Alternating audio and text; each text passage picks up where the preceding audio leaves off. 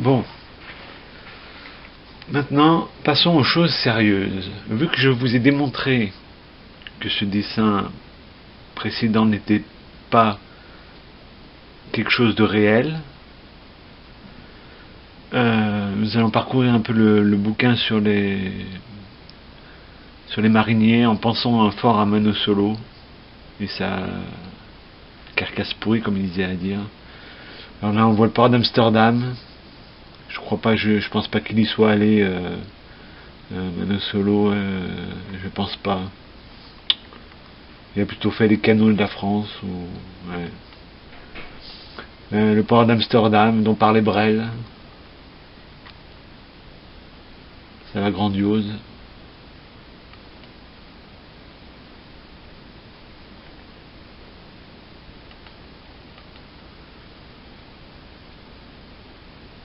Voilà la péniche, elle transporte les marchandises, on voit pas trop bien ce que c'est.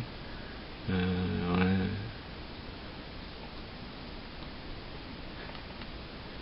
Ça fait rêver, on se croirait dans une chanson de Mano Solo, quoi.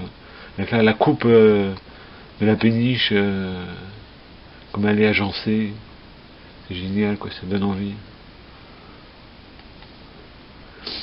Et là, dans la timonerie, là, la salle de pilotage, oh là là, quel bonheur, quel bonheur. Et là, on imagine Mano derrière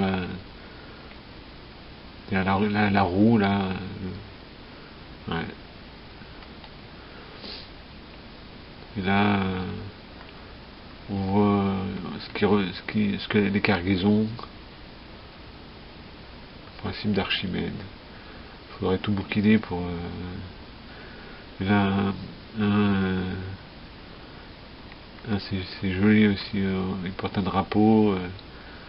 Là, il transporte des choses. C'est pas. Mano Solo, il le voyait différemment, comme un exil de Paris. Voilà, là,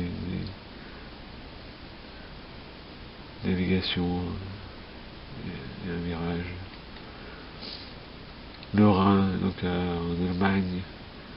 Le Rhin, ça fait penser à la Loreley. Ouais. Ça va être très beau.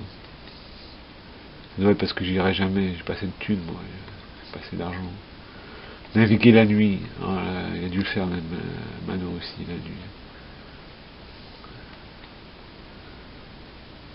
Le lendemain de très bonne heure. Je pense pas que c'est concerné Mano Solo, je pense pas. Là, il décharge des cargaisons, c'est pas pour Mano. Voilà. Avec les grues là qui remontent la quai des cargaisons. Ils reprennent les dernières pelletées. Le week-end, ils portaient des voitures. Au revoir.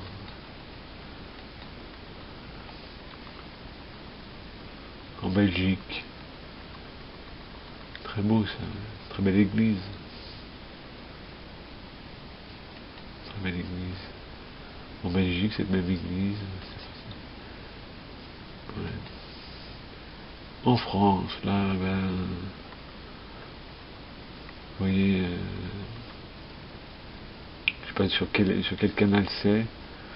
Il y a plusieurs canaux en France pour les mariniers.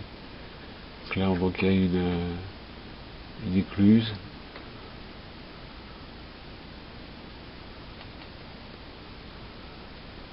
Et là, il y a la coupe, on peut voir la coupe de la péniche. On met des cargaisons dedans, je pense, mais celle de Mano Solo ne devait pas être pareille.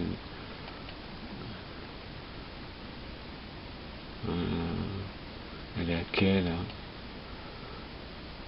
Il y a des petits S, là, je sais pas ce que ça veut dire. C'est un S à l'envers. Non, c'est S à l'endroit. S à l'endroit, pas trop ce que ça veut dire. La vie quotidienne. Voilà, elle est tirée par 2 chevaux, la péniche. Oh, la locomotive derrière. C'est magique. Celui qui a dessiné ça, il est trop fort. Et là,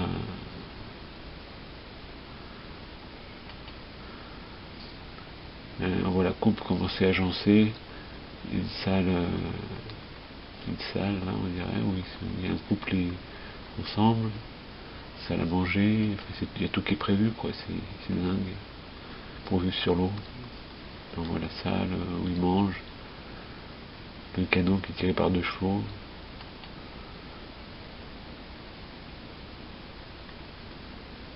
Voilà.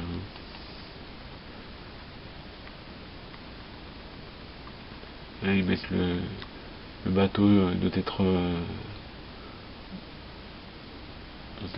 repeint et lavé, chose que faisait pas du tout Mano Solo. Pour lui, c'était un cloaque, c'était un tas de tôle pourri, quoi.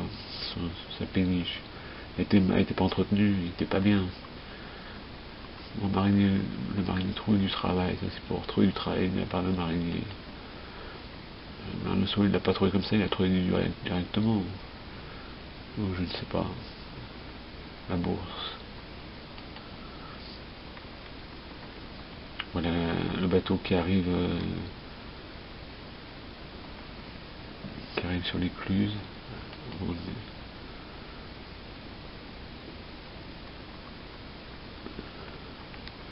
De Conflans, Sainte-Honorine à Paris.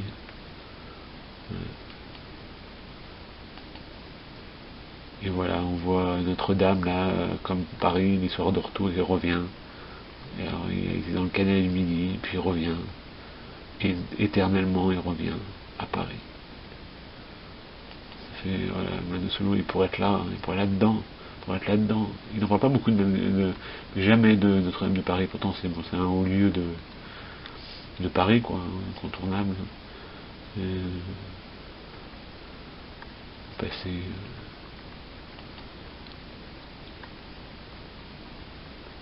Ouais. Le canal de l'Éré, je sais pas trop où ça se trouve. Le futur.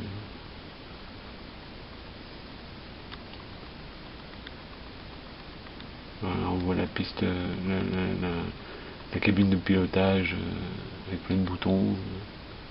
C'est génial que le truc. Conclusion, il faut aller naviguer.